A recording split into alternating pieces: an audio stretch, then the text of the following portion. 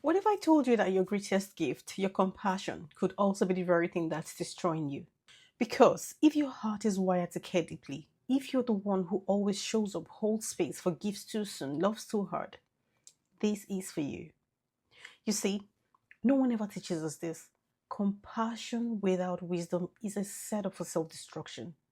Let me say that again because it's the line that might save your life. Compassion without wisdom is a setup for self destruction.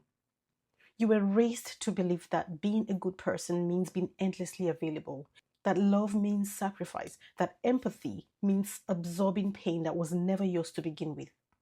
But here is the truth: if your kindness doesn't have boundaries, it will become a weapon used against you.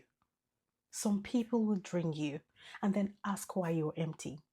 Some people will take your softness as weakness and test how far they can push until you break. And some will never love you back in the way you so desperately try to love them. Not because you're lovable, but because they were never meant to carry what you keep handing them. Listen, your heart is sacred. Your energy is not unlimited. Your time is a one-way ticket. And still, you keep giving and giving like you are afraid that if you stop, you'll lose your worth.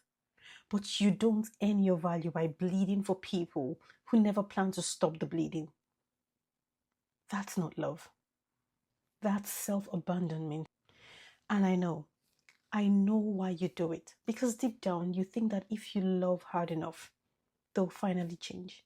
If you show up enough, they'll finally see you. If you shrink yourself enough, the pain will go away. But love that costs you yourself is too expensive. So here is the truth: you can have a heart of gold and still need a steel spine. You can be compassionate and still say no. You can be loving and still leave. You can be forgiven and still protect your peace. Because if you don't, if you keep loving without limits, without discernment, without self respect, your compassion will unalive you. Not all at once, but slowly, subtly, in the form of burnout, resentment, anxiety, bitterness, depression that feels like drowning in your own kindness. But you have a choice right now. You get to decide that your healing matters as much as theirs. You get to stop mistaking self sacrifice for strength. You get to love you too. So set the boundary. Walk away if you have to. Let them call you selfish. Let them be uncomfortable. You were not put on this earth to be a doormat, dressed as an angel. You were meant to love wisely, to give intentionally, to protect your gift so it can keep giving from a place of overflow, not depletion. You can be the ocean, but even the ocean has shores.